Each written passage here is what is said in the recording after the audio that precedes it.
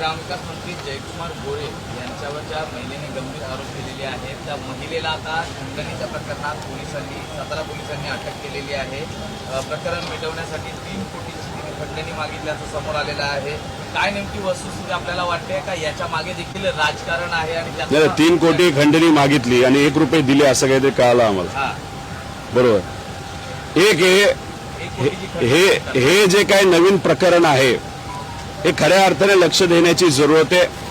खराब जे पत्रकार आहे त्यांच्या बाबतीत सुद्धा आपण जर बघितलं तर विविध प्रकारे तिथं त्यांच्यावर खोटे गुन्हे टाकण्यात आले आणि त्यांना जेलमध्ये फक्त त्यांचा आवाज दाबण्यासाठी टाकण्यात आलं होतं। या महिलेच्या बाबतीत आज जी बातमी येत आहे, आत्ता जी येत आहे त्याच्याबद्दलची मला माहिती नाही, पण 3 कोटी हा आकडा खूप मोठा आहे आणि 1 कोटी आकडा सुद्धा तिथं मोठा आहे। आता असं घटकाभर धरू की जे टीव्हीवर दाखवलं जातं ते खरे, पण मग 1 कोटी रुपये दिले कशाला? मग त्या महिलेकडे काय होतं असं की त्यासाठी तुम्हाला पैसा द्यावा लागला? ते सुद्धा 1 कोटी रुपये आले कुठून असाही प्रश्न त्या ठिकाणी होतो। तुम्ही जर धुतल्या तांदळासाठी सारखा एकदम स्वच्छ आहात तर अशा प्रकारे जर कोणी त्या ठिकाणी पैसे मागत असेल, काहीच पुरावा नसेल तर दुर्लक्ष करून जे काय योग्य पद्धत आहे, अधिवेशन असू द्या नाही तर पोलीस प्रशासन, या पद्धतीने जे काय करता आलं असतं ते तुम्हाला करता आलं असतं।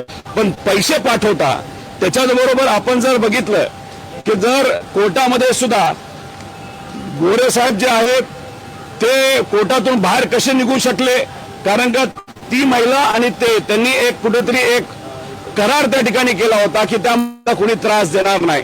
मग तो करार त्यावेळेस करण्याचे कारण काय? हायकोर्टमध्ये ज्या जज महिला होत्या त्यांनी त्या बाबतीत ताशेरे काय ओढले, त्या सगळ्या गोष्टींचा अभ्यास केला पाहिजे।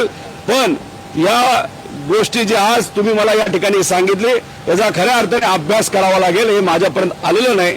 नक्कीच मी माझ्या सोर्सच्या माध्यमातून सगळ्या गोष्टी आम्ही समजून घेऊ आणि खरं काय आणि खोटं काय याचा अभ्यास केल्यानंतर याच्यावर अजून जास्त डिटेलमध्ये तुम्हा सर्वांना नक्कीच मी त्या ठिकाणी सांगेल।